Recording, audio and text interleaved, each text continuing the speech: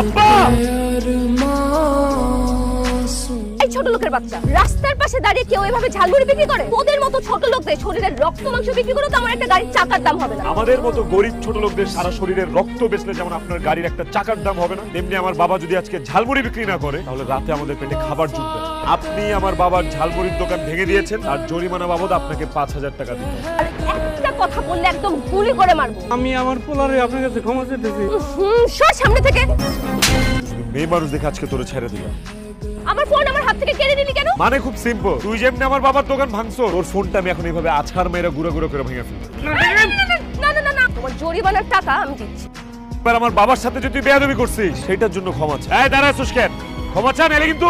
এই দেখেন আঙ্কেল, আপনি আমাকে ক্ষমা করে দিন, আই এম সরি। এই তো এবার লাইনে আসছে, চলো বাবা।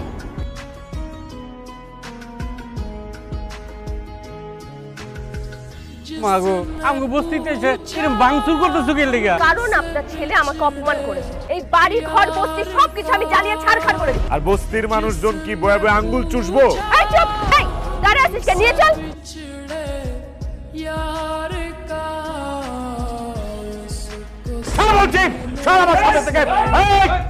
আমার মেয়ে তোর বাবার ঝালমুড়ি দোকান ভেঙেছে, সেটার ক্ষতিপূরণও দিয়েছে।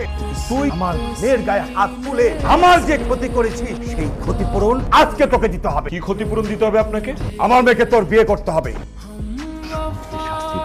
আমরা ফেসে যাব। তুই যদি এই মুহূর্তে সবুজকে বিয়ে করিস, তারপরে তুই বউ হয়ে স্বামীকে যদি সারা জীবন অত্যাচার করিস, কেউ কিন্তু তোকে কিছু করতে পারবে না। তোর প্রতিশোধ নেওয়া শেষ হয়ে গেলে তুই সবুজকে সেরে আমার কাছে চলে আসবি। আপনার এই অহংকারী মেয়েকে আমি জীবনেও বিয়ে করবো না। তাহলে এক্ষুনি তোকে আমি পুলিশের কাছে নিয়ে যাব। লাগবে আমি জেলে পৌঁছে পড়বো, কিন্তু আপনার এই অহংকারী মেয়েকে আমি বিয়ে করবো না। আমার ছেলের পুলিশের হাতে তুলে দেন স্যার, তাহলে আমার ছেলের জীবনটা নষ্ট হয়ে যাবে স্যার। আমার ছেলে আপনার মেয়ের বিয়ে করবো, এটা বাবা হিসাবে তোর প্রতি আমার আদেশ।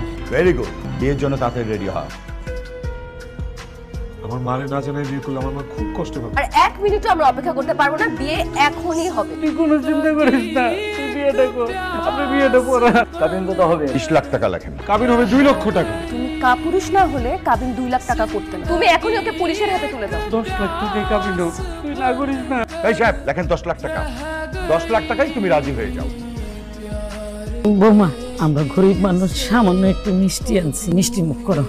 চুপ করেন আমার সামনে থেকে। আমার বাবা মার সাথে ভদ্রভাবে কথা বলো, কারণ আমার মা তোমার শাশুড়ি, আমার বাবা তোমার শ্বশুর। এসব গরিব ছোট লোকরা আমার বাড়ির কাজের লোক হতে পারে, কিন্তু আমার শ্বশুর শাশুড়ি না। ভাই তুমি কি আমাকে বিয়ে করছো আমারে আর আমার বাপ মারে তোমার কাজের লোক হিসেবে বানায় রাখার জন্য? ইয়েস, তোর বাড়িতে তুই আর তোর বাবা মা আমার কাজের লোক হয়ে থাকবে। মাইন্ড